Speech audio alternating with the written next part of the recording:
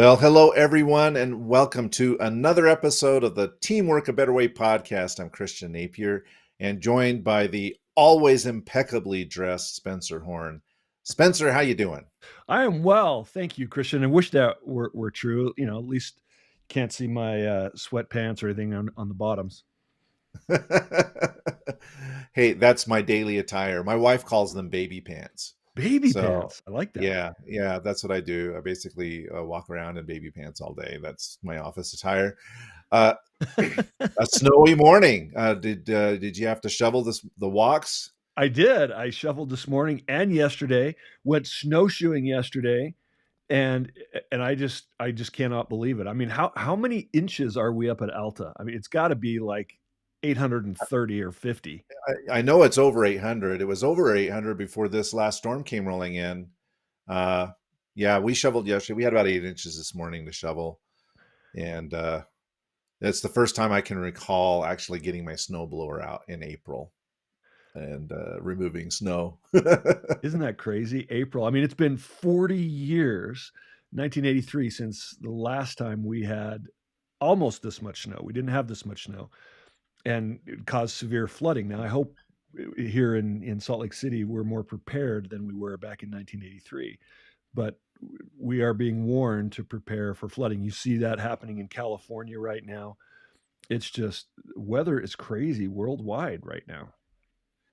Yep, you're right. We are being told to prepare, and a lot of that depends on spring and how rapidly the snow melts. And we'll see what kind of a conundrum we're in. Hopefully, it won't be as bad as it was here in 1983, where massive landslide basically destroyed the town of Thistle and replaced it with a lake, and we had rivers running down State Street and everything. It was pretty crazy back in those days.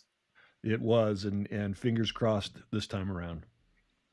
Well, speaking of potential flood, we are seeing right in front of us, right before our eyes, a dramatic change with the introduction and really exposure, I think, to the masses of generative AI through Chat GPT and other artificial intelligences that have a potential to massively disrupt people's lives and our economy. Last week, a report was issued by Goldman Sachs that really piqued our interest, and we thought it's appropriate to have a conversation about that and its potential impacts. And so I'm curious, Spencer, as you saw that report from Goldman Sachs saying that potential 300 million jobs could be potentially replaced by AI. What were your kind of high level thoughts about this? And then maybe we can dive into the details a little bit. Yeah, great question and setup. I was not I was not surprised at all. Back in 2015, there was a book written by Jeff Colvin called "Humans Are Underrated," and my cousin in Canada gave this to me when I was there several years ago, and we were talking about the coming disruption then, and it's been happening for decades. Technology has been expanding, and in terms of capability for decades, really, since the beginning of Moore's law in the 1960s. The size of a transistor has, the number of transistors have doubled every, I don't know, 18 months or 2 years. And so computing capacity has just been growing and growing and growing. And I won't get into all of that, but back then, many economists believed that by 2025, 50% of all labor would be replaced by automation. And that was just a few years ago.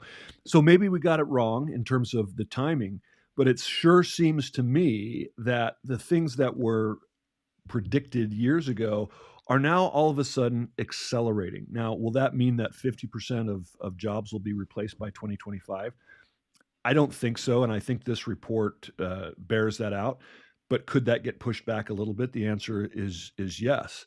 And so, I think it's really worth looking into specifically which economies in terms of, US, Europe, versus the rest of the economies in the world, even regional areas, how they're going to be affected, low income, high income economies, which professions are going to be affected by it. I was having a conversation, Christian. Sorry, you asked me, and I have so many thoughts. But I was having a conversation with a friend of mine who is a partner at Deloitte, one of the big four, accounting firms in the world, and this was back in 2019. And at that time, they had invested millions in a software, call it an AI or a technology, and the purpose of the technology was to read all contracts. And that was a task that typically newer interns or newer associates were assigned to, so that they could learn and develop the contracting process. But because it could be automated, and because it could, with this software, they could quickly identify challenges and problems that sometimes were missed by human eyeballs. They invested in this. Well, that then shifted work away from that in terms of labor, and capital was then invested in equipment. And what I am seeing is, as the one of the things that was predicted is that maybe AI would drive wages down. And what we've seen with inflation recently, wages are rising. Well, that's going to have a very, very interesting impact on the speed of this process, because organizations are going to take their capital and they're going to invest it in technology versus labor, which, because it's the cost of capital, right? And so we've got companies that are investing more and more as people are demanding greater and greater wages, at least here in the United States and in Europe. So those are a few of my thoughts. What do you think? Uh, I think the future is interesting, uncertain, full of possibilities. I recall reading this report, or it could have been an article associated with this report that indicated that 60% of all jobs that exist today did not exist in 1940. Right, so the civilization evolves, Yes. and new opportunities will arise. We don't know exactly what those new opportunities will be, but the important thing is to be in a position to adapt to our circumstances and take advantage of those new opportunities as they emerge. And we can't with certainty really predict what those new opportunities are going to be, uh, but they will appear. And hopefully, uh, we and our viewers and listeners and others will be able to prepare themselves to take advantage of those opportunities. But it's going to be a bumpy ride, I think, for a lot of people who traditionally, at least, felt like their jobs were secure, because they were doing higher level things, you know. And when it comes to knowledge workers and things like this, and now we're seeing that uh, generative AI can replace some of those advanced tasks, like you mentioned, reading and analyzing contracts, you know, uh, Writing contracts, writing contracts. writing stories, writing legal defense or prosecutorial plans. I don't even know if that's the right word. I just made that up. Yeah, So, I'm curious, how AIs have attorney-client privilege. How that all is going to work out. But me too. anyway, it's gonna be a fascinating time, and I'm looking at it with a lot of anticipation, but at the same time, a bit of trepidation. Because I think it could have some negative impacts for an awful lot of people, and society really needs to prepare itself for this coming tsunami. Right. You're exactly right in what you said. I mean, if you look at the Industrial Revolution, it was highly disruptive to many industries. Cottage industries, farming. So many of the the people who just made their living working at home found themselves now having to go work in factories. And initially, that cut maybe their income, but over time income actually increased. And their ability to earn and provide for their families increase. We always hear about the negative costs of moving from an agrarian to an industrial society, but obviously we can't.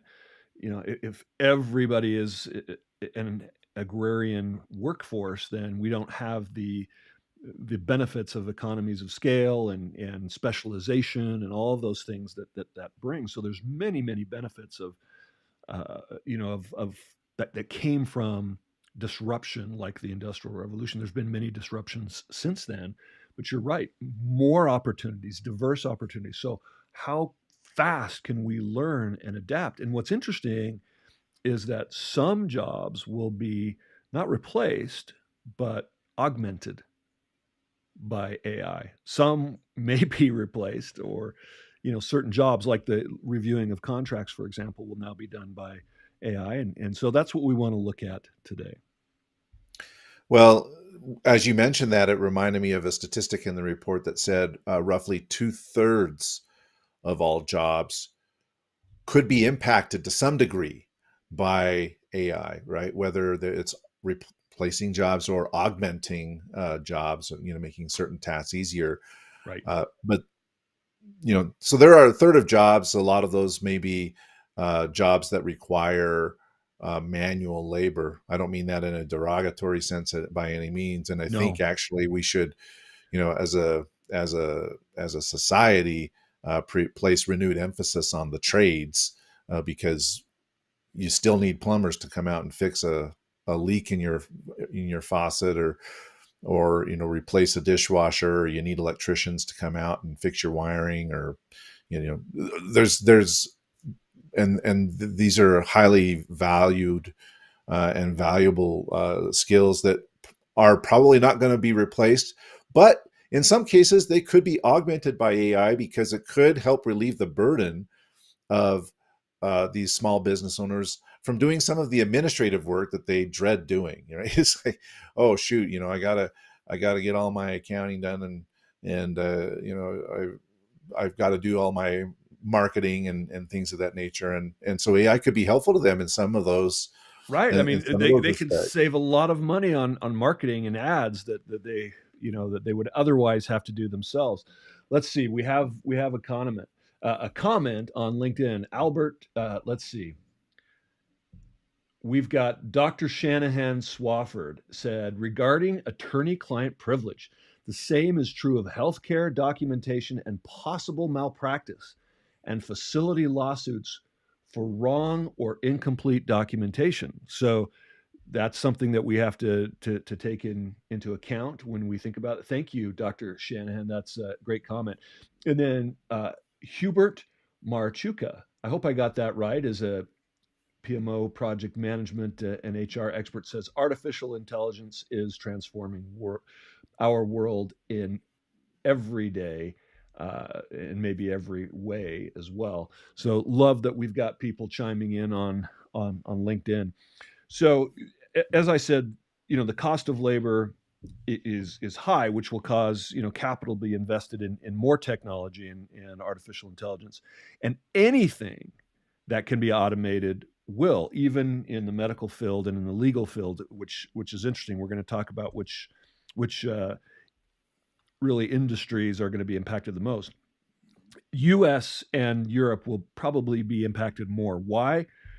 Because more of the labor intensive type of work, let's call it maybe some of the lower income work, is really hard to automate. It is hard for AI to pick up a pencil and turn a knob, or to pick up bricks. It can do certain things. I mean, it's really hard, but can software calculate mathematics, or can it scan articles? That's very easy for it to do. So research is something that AI can do very easily. And but I wonder if over time what the impact of that's going to have on wages. Up until now, there's always been an increase in wages, but it is possible, if you say that 2/3 of jobs will be impacted by that could create a downward pressure on wages in what are called DM economies, or higher income economies. and actually an inflationary pressure on the lower income, or what is called the uh, EM economies. What do you think? It's possible, right? It's possible because uh, every business is looking to increase productivity, right? Always. That's because generally there's a correlation between higher productivity and higher profits, so if there are things that can be done to increase productivity, then the investments will be made to do that. And from what we're seeing, the productivity gains will come as a result of reducing the cost of labor, increasing the cost of technology, uh, that can do things faster and in some cases better than human beings can. So, I mean, any business owner or any executive would look at that and say, well, we should do this, right? We can increase our earnings by automating, just as we saw that with the automation in manufacturing. You look at automotive plants, and there's a lot of work done by robots, right? Yes, that's right. That displaced a lot of skilled workers, and now we're seeing that same potential impact in the offices, in the cubicles, where people go to work every day. Maybe not so many of those cubicles are going to be needed because not so many workers are going to be needed to read all those contracts or do all of that office administrative work, because so much of that could be automated by AI. So we don't want you to feel like it's all bad news, because the challenges, and you pointed out, we would have to get more and more efficient every day, and that's going to put a lot of pressure on individuals to be more like machines. The problem is we can't compete with machines where they excel.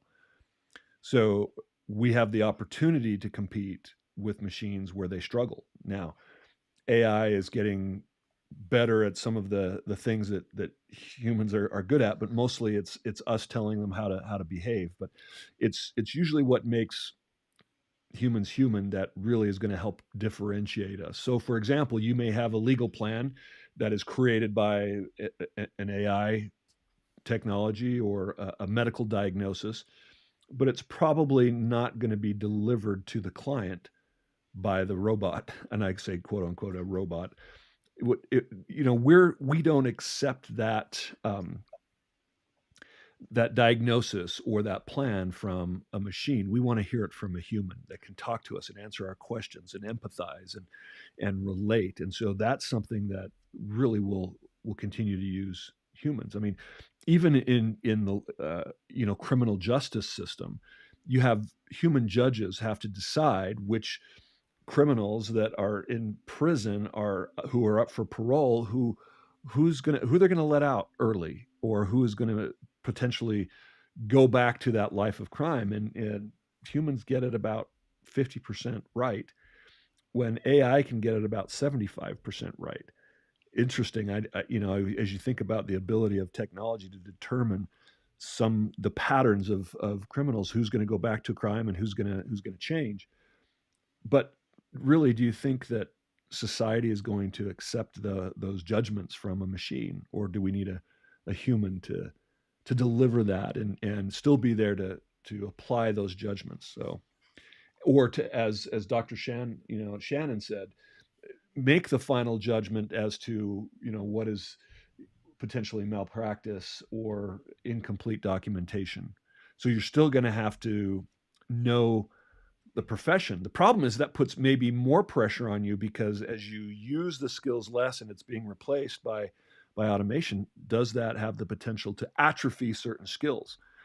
My experience is that it does. I mean, if you look at our smartphones, for example, how has that changed communication over since 2007, when they first started coming out? Our ability to communicate, the things that make us most human, have actually begun to atrophy as we've relied more and more on technology. I was in the airport, Salt Lake Airport, one time, and I saw a guy wearing a T-shirt, and I can't remember exactly what it said. It said, "I I keep making machines, or I keep making things better to make life easier, but as a result, I keep making people stupider, which means I have to make things better and smarter." I mean, that's really what's happening, right? Our human skills are atrophying, so we become Well, more. two very simple examples, just riffing off of your mobile phone analogy here. Number one is I used to know everybody's phone number that I needed to know, Right. right? So I just had them all memorized. I knew their phone numbers. I could dial up their phone numbers and I could call them, and then we'd have a conversation.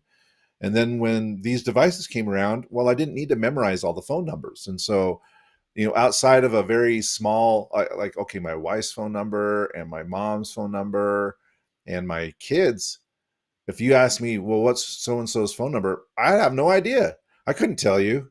Another one is maps, or just finding our way. Right, just our So ability. you know, I I enjoy being able to find my way without having to rely on Google Maps to give me directions somewhere. I'll look it up on the phone, but I'm like, okay, I need to go down here to this exit, and then I go here, and to a second light, I'll turn right, and then I'll go 3 blocks, and I'll turn left, and I'll get there. And my kids are amazed, like, how did you find that place? Well, I looked at the map, and then I just follow the directions, but not having Google just announce, take exit We don't 394. have to think. Yeah, they're like, they just, anything that they do, they put it in Google Maps to get there because they don't know how to get anywhere on their own. It's so interesting you brought that up, because it reminded me of a study that was done on London taxi cab drivers. And what they found is that after several years of driving in London, their hippocampus actually grew in size, and the ability to find their way just naturally, no GPS, it grew.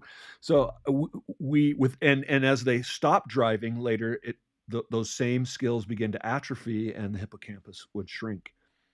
Isn't that interesting? Is that as we become more reliant on AI, our abilities may atrophy and diminish to our detriment. I have a couple other comments that I want to share with you. Let's do Uh, it. Mashoud Ahmed, who's also a project and program process management expert, has two comments. Society will accept intuitive AI decisions. The new generation expects it. Okay. Uh, and in the case of a plumber example, AI will identify the faucet before it breaks or leaks.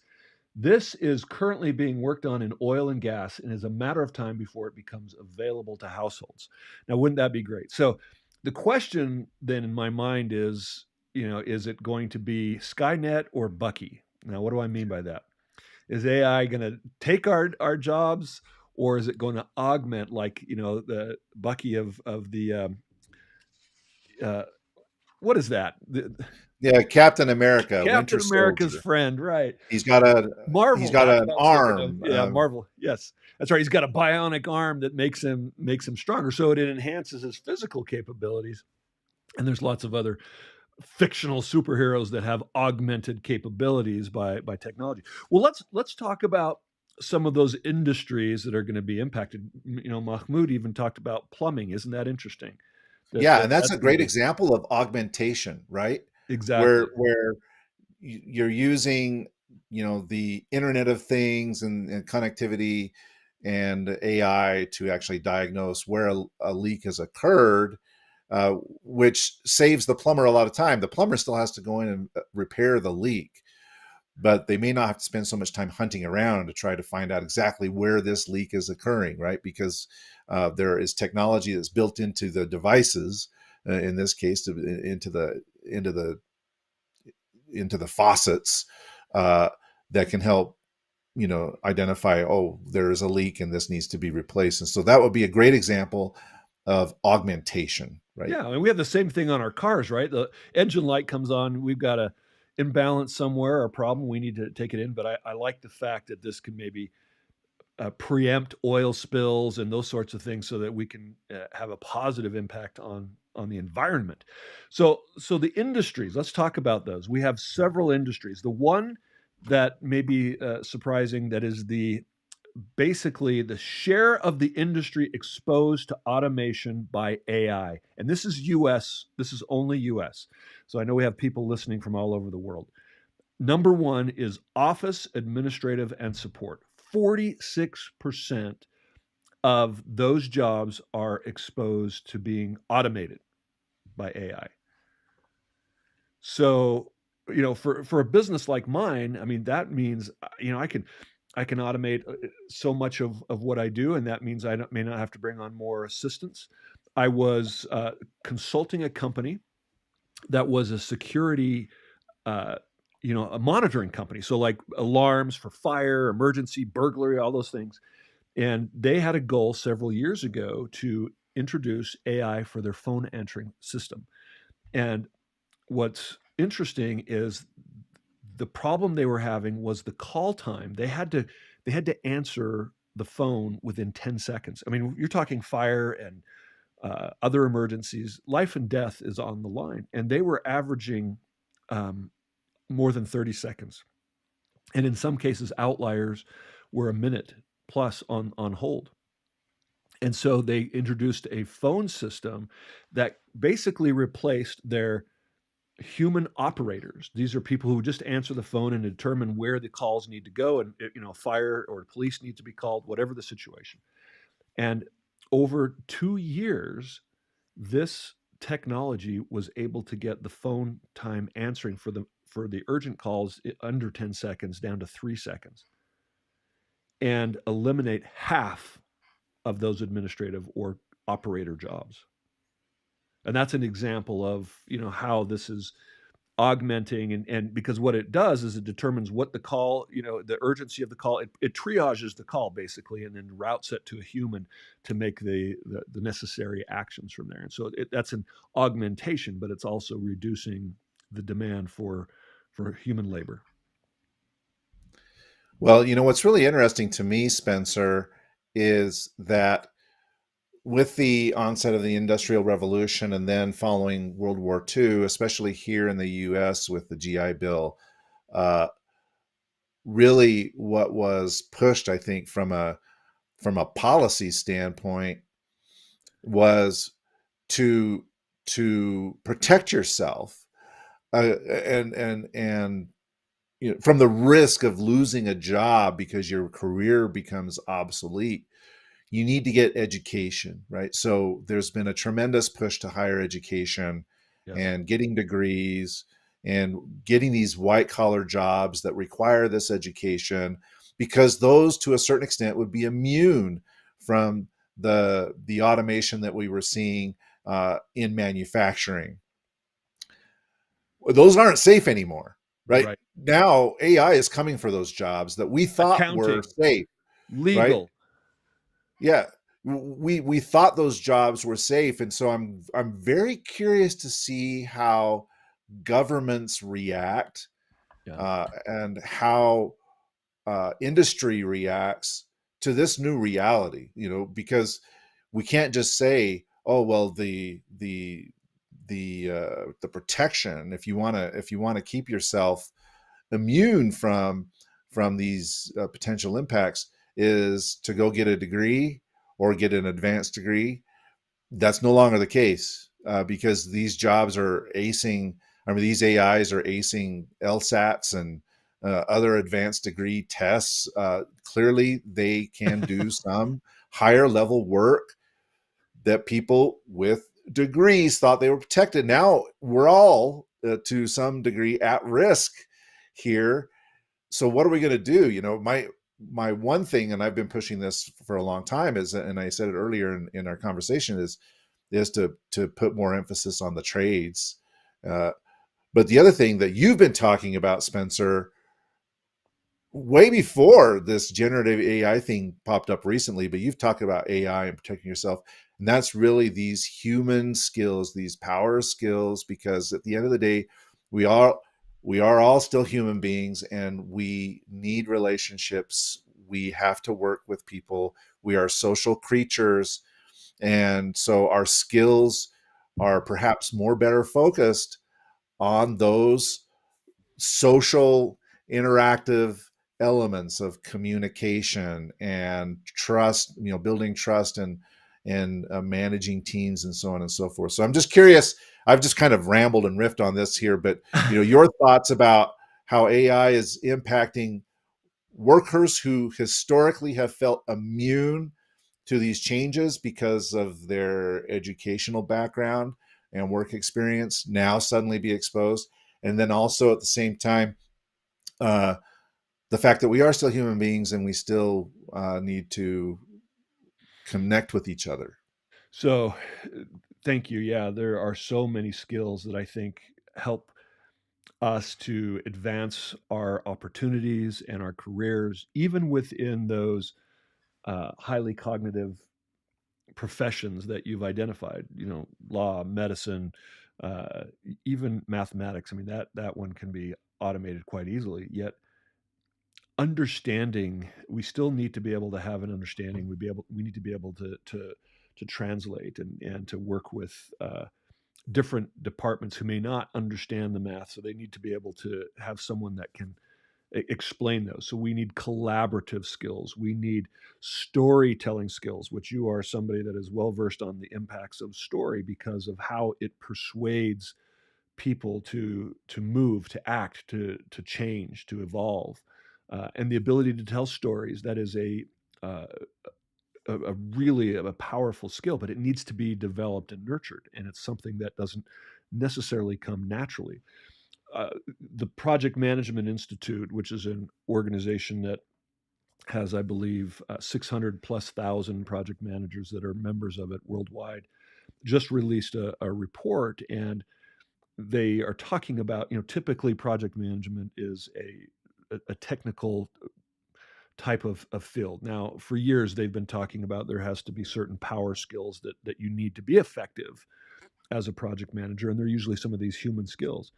But typically, project managers have been engineers or people that are good at systems and processes and timelines and schedules and organization.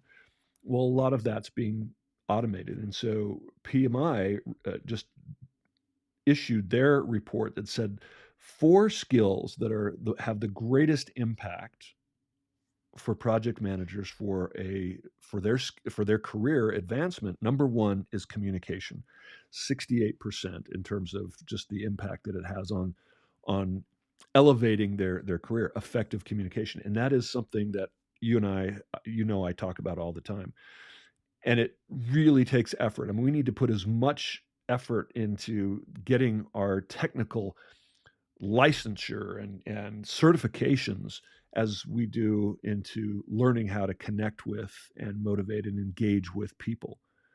And doing that will give us a uh, huge boost. Problem solving, 65%. Collaborative leadership, 62%. Because when it comes to project management, it's interesting, you don't necessarily have authority. So you're working with leaders from disparate departments to get them to work. And oftentimes you're at their mercy to get deliverables. And that can be very frustrating unless you have collaborative leadership skills that can influence and engage and help people to follow through with their commitments, even though you don't have authority. Now, that's a human skill that is hard to replace by AI. Strategic thinking, that maybe that's certainly beneficial, but communication is one of those things. But I want to talk about teams, since this is the team performance podcast. Teams are going to be more valuable than ever, and this is based on some research. And I want to share this. It seems interesting that in an age when technology and information is so ubiquitous, it's just so easy to access, that creating knowledge would be a more of a individual sport, if you will, right? Would just, hey, I could just go out and do what I need to do and figure it out because I could get all the information, and it's not really what you would expect. With more electronic computing power in a laptop than existed in the entire world in 1954, and this is from this book, Humans Are Underrated. I'm quoting from Jeff Colvin. Why would a scientist, inventor, author, engineer, manager, or anyone else need more help from people? Information technology gives individuals what our forebears would have considered God-like power, which in theory should enable them to achieve world-changing breakthroughs in every field. Groups, by contrast, have a reputation for doing the scut work. No grand idea was ever born in a conference, wrote F. Scott Fitzgerald, or as the grand admin David Ogilvy put it more memorably, search all the parks in your cities, you'll find no statues to committees. So I want to read the rest of this because I think this is fascinating. Yet in reality, the most important advances in virtually every field have always involved collaboration and are increasingly being achieved by clearly defined groups. The evidence is in a massive study of 20 million research papers in 252 fields within science, engineering, the social sciences, the arts, and humanities over 50 years, plus 2 million patents of all kinds over 30 years. The results are starkly clear. In nearly 100% of the fields, more research is being done by teams, and teams are getting bigger.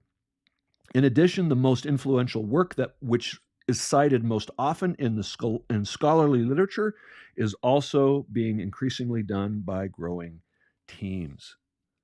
So, I mean, I can go on and on and on, but you can see that the need for collaboration is actually increasing rather than decreasing. And as I pointed out, are our skills in collaboration and communication increasing to the level that they need to give us those career advantages with this new This macro study is fascinating, Spencer. yeah.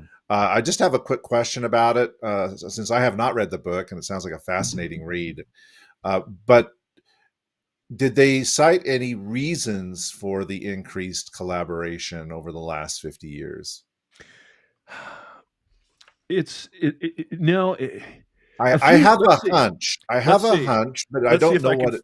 Let's see if I can find it. A few factors have combined to produce this historic shift, and all of them are significant in business and organizations generally, not just in scientific and academic research. As knowledge increases, people must specialize in narrower slices of it to achieve mastery. It's kind of what we were talking about with the Industrial Revolution.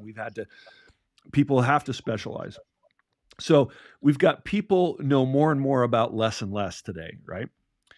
Um, we actually talked about that on this show about the need to be a T-shaped employee, right? Wide and deep in knowledge. But because of specialization, the corporate position of chief financial officer didn't become commonplace until the 1970s. The chief marketing officer not until the 1980s. The chief information officer not until the late 1980s. And search engine optimizers, digital marketers weren't even imagined until the 1990s. For almost any given problem, more people's contributions are required to find the best response. That's because of specialization. What was it that you were thinking? It was exactly that. And because of specialization, most of the problems that need to be solved are interdisciplinary, meaning that it's Yes. not just one discipline that solves it, but you've got to combine several different areas of expertise in order to get to that solution. So that's why teams are so important, because you have different people coming in from different parts of the organization, especially cross-functional teams Yes. are becoming super important now. And the ability to manage cross-functional teams, I think, is going to be an even more valued skill, uh, coming in the future. Just as CFOs and CIOs, and then they started calling them chief people officers on the HR side, and then you had, for a time being, it was fashionable to have chief knowledge officers and things like that. I bet there's going to be uh, a wave, whether it permanently stays or it's just a fad, but there'll be a wave of C-suite positions that are focused on AI and using AI to optimize. Whether that falls under the CIO or whether that falls under some other area of the organization. I think it's going to have that much impact that people are going to start, thinking of that. And then that's another person that you're going to add to your executive team, right? It's like, oh, okay, so on my executive team, I got the CEO, I got the CIO, I got the CFO, I got the chief people officer, and You got the the chief marketing EIEIO. officer, and those guys, and yeah, so we might start to see C-suite positions that are really optimizing the use of AI in the organizations, because it's going to be a cross-functional thing. It's not like, well, AI just disrupts the accounting department, or AI just disrupts the operations team or the legal team. AI is going to disrupt all of them. So the ability to work really well with those disparate teams and different personalities, that's where the ability to adapt our leadership and communication style is so important. We hear so much about diversity, equity, inclusion. I think those things are important. I think we have not focused enough on unity. I think we have not focused enough on team and how to bring those disparate skills and communication styles together to work in a unified fashion. And in order to do that, we need to be able to be adaptable as humans. That's with dealing with complex problems and cross-functional teams, as you talked about. But within teams, it's nice to have people that you can just very quickly connect with and communicate with, so that, because adapting takes a lot of energy. Working with cross-functional teams takes a lot of energy. That diversity and bringing them together in a unified way takes energy. So it's nice to be able to conserve energy in some places. And I'll give you an example of that. We like to talk about sports, so I'm just going to share one more example. And are you familiar with the Ryder Cup? Yep. Well, explain to our listeners what that is exactly.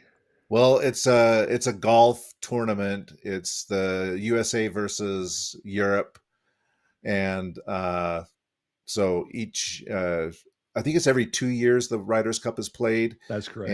and team captains are selected. They choose their teams based on a number of criteria, and then they compete against each other. And they get the 12 best golfers from Europe and the US to compete against each other. And typically, um, the historically, the U.S. has some of the best individual golfers, but Europe seems to always win. And back in 2008, Paul Azinger was the captain of the U.S. team, and for the previous six Ryder Cups, Europe had beaten the U.S. And in 2008, I think that's the year that Tiger Woods had just won the U.S. Open, but he tore his ACL, and so he wasn't available to be on the Ryder Cup U.S. Ryder Cup team. And so, with the history of Europe beating the U.S., for the previous 12 years, they were taunting they were singing, what can you do with the Drunken Sailor song? What can you do without Tiger Woods? They were singing that and taunting the U.S.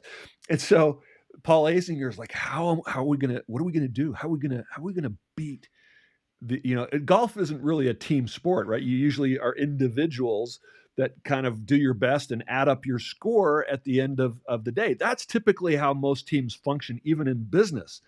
They're usually work groups that are very closely aligned to a golf team.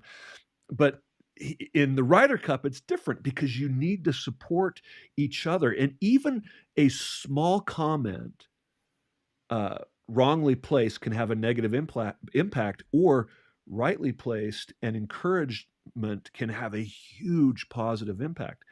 And so Captain Azinger decided he was going to do something different. He was going to pair his teams with very like-minded thinkers and people that had similar philosophies. So we're talking about unity, right? We're not talking about diversity, as I was a minute ago. So on the same team, he paired people together that were able to get into rapport and to support each other, think the same way, support each other, encourage each other very, very quickly, because he didn't have a lot of time to get this team together. And it worked. They were working together, they were encouraged, and he promised that he wouldn't break those teams up, because sometimes you need a team that you can trust, that you can rely on, and And sometimes you need to do that quickly, and that requires some like-minded unity in order to do that. So just the ability to collaborate, to communicate, to work together in teams can have a huge impact on results in sports, in business, in everything that we do. And so now those golfers aren't playing against AI yet, but I bring up these skills because learning effective collaboration, communication, adaptability, storytelling, these are the things that are really going to give you a huge advantage to keep you in your career growing and developing. Um, we didn't talk about all the parts of the world where this is going to impact, but just so you know, I mean, right now the EM economies, which India, Kenya, Vietnam, Nigeria, mainland China, Thailand, Ghana, Indonesia, Egypt, you're looks like it's going to have a minimal impact below 18%. I mean, globally it's about 18%. So those economies are going to be below, but above that, the highest is Hong Kong in terms of almost 30% of full-time equivalent employment that is going to be exposed to automation by AI. Israel is next with about 27%. Japan after that about 26%, and then Sweden, US, and the UK and Singapore are really those economies that are going to be impacted the most by AI. And so we get to be aware of what are the industries, what are the economies, and what are you doing to prepare to be enhanced, possibly be replaced? What are the skills that you're doing to make sure that you're not the one that gets replaced? I think it's important to just recognize that even in those countries where the impact may not be as great, you're still looking at potentially 1 in 5, you know, Right. jobs being impacted. Uh, that's not an insignificant number. You know, uh, yeah, 1 in 3 is more than 1 in 5, but 1 in 5 is still a big number. And so I think no matter where you are in the world, there is going to be some level of disruption due to AI. Well, Spencer, this has been a fascinating conversation. Before we wrap it up, any final thoughts? Man, I wish we had some of our listeners that would jump on and say, "Hey, here's what this means for the future. Here are the industries that are going to develop." I mean, you talked about potentially, new CAI or yeah, CAIO. Um, but there's certainly going to be new industries born out of this disruption, and we just need to be willing to and able to adapt. And that's, I think, really there's going to be disruption, but if you are fighting it and holding on to the way things have always been done, that's going to be problematic. I know in my business, I am actively using AI technology to improve my efficiencies, and it's very, very helpful. So I don't know about you. Well, a rough analogy here. I just, for a time, almost 20 years ago, I was a minority partner in a business that manufactured cabinets, kitchen cabinets, right? And so you had all these different tools in the workspace. You had planers and joiners and routers and sanders and table saws and compound miter saws. And so there are a variety of tools that are required to build cabinets. Well, uh, then they come out with these CNC router machines where basically you just design the entire cabinet in AutoCAD and you feed the CAD drawing into the machine, and the machine makes all of the cuts, right? 3D So it printers. replaces the router and the planer. Well, not necessarily the planer. It's usually like MDF materials and things you're feeding into these machines, but it replaces a lot of the machinery that you would typically find in a shop to a certain extent. And so, what does that do? It says, well, I don't need as many people doing these other, routing and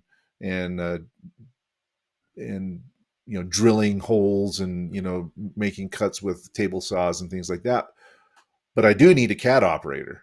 You know, so so the skills started to evolve from people that could do these use these other tools to people who knew how to design in AutoCAD, in order to build the cabinets. And so uh, we're going to see that in AI. The people that learn how to use these new tools, these tools that replace a lot of the other tools that we might be using or augment the existing tools that we're using, Love are it. going to be an advantage. And so my encouragement to people is to familiarize themselves with the technologies that are out there, because I think there are going to be a lot of jobs where you're going to have an advantage if you know how to use some of these Yeah. tools that are coming out. So start experimenting with those and learning about how to use those tools in your own work.